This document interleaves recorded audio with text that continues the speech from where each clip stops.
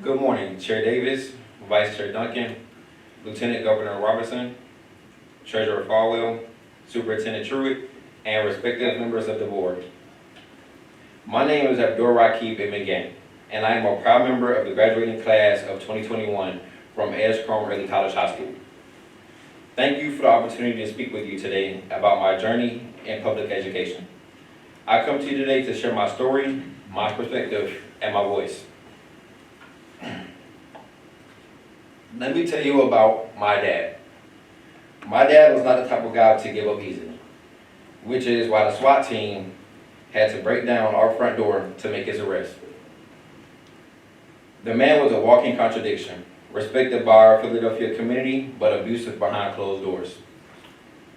No wonder our family could not find anyone in the neighborhood to help us when we needed it. But my dad underestimated how strong my mom could be. Mom was tired of his lies, cheating, and abuse. She had power too. Mom decided to leave before things got too bad and before the kids got too old. But things went from bad to worse too quickly.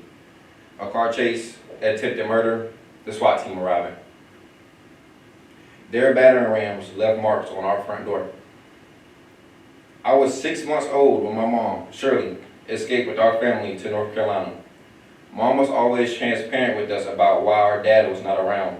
It was heavy for me as a child to know that my dad tried to kill my mom. Looking back, I realized how much it bothered me and also shaped me. I felt the need to be everything that dad wasn't. Good, honest, strong, powerful, grounded. I refused to be broken by a bad situation, but it was not easy. We were in a new place, strange schools, no support network, all on our own. Sometimes things were dark, but I learned to see in the dark. We moved around, lived in a homeless shelter for 2 months, weathered a couple 500-year floods, finally put down roots in Millex's State Trailer Park in Tarboro. I attended 7 different schools in just 9 years. Then a Chinese tire company bought our whole neighborhood, including the trailer park, to build a factory, so we moved again. Let me be real honest with you for a minute. I was a good kid at elementary school. I tried hard, I wanted to be there. I was curious, I liked learning, but life hit me hard in middle school. I had spent a lot of my time in school and out of school suspension. I had anger building aside without an outlet, and that led to me expressing myself in negative ways. I just didn't care anymore. Our family had just moved into a homeless shelter, and no one at school seemed to get me. Later on, I learned the word for all of this: trauma. Both of my siblings dropped out of high school. Mom worked 2 jobs, still does. The trailer rocked when the wind blew, while our family had a code. I was going to make it. I will be the one. I feel that pressure every day. The first to graduate high school, the first to go to college, the first to start a new path in life. It's like a hand on my back all the time. It's been tough to trailblaze a new path by watching the people I grew up with go different ways. Here's what people don't get about opportunities. If you can't access them, they are no good to you. At Edgecombe Early College, when I was a sophomore, we started building time during the regular school day for our clubs to meet because we realized that holding them after school didn't work for kids who rode the bus home. We wanted to make sure everyone had access to clubs, not just those who could provide their own transportation. We had to change our system. And this is another thing that people don't quite get about opportunities. It's not just enough for them to exist. Students need to see how they fit in, where they belong. See where they fit in, where they belong, and why an opportunity should matter to them. Kids need to have a reason to want that opportunity, to feel it, to be motivated to take a risk, to try something new, to stretch themselves.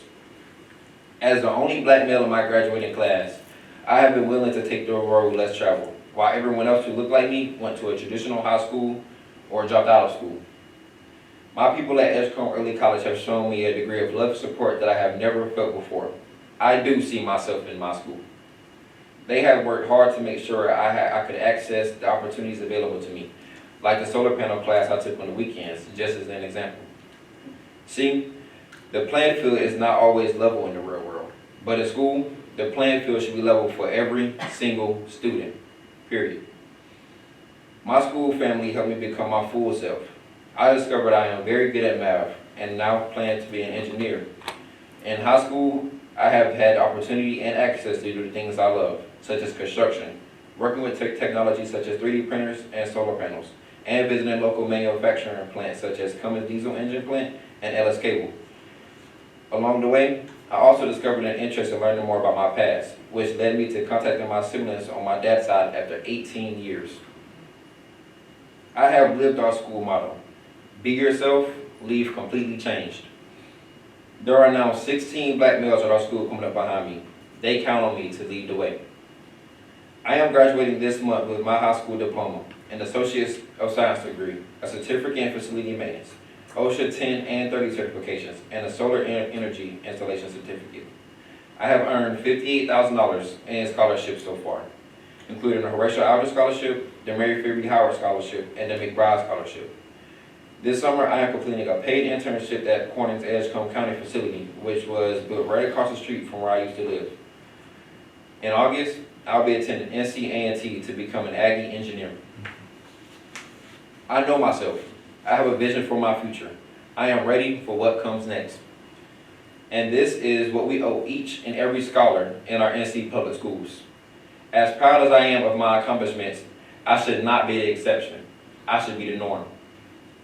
The marks from the SWAT team are still on the front door of my old family house in Philadelphia. I'm ready to put my own marks on the door of opportunity. And not just put marks on it, but I'm ready to push it wide open. Thank you.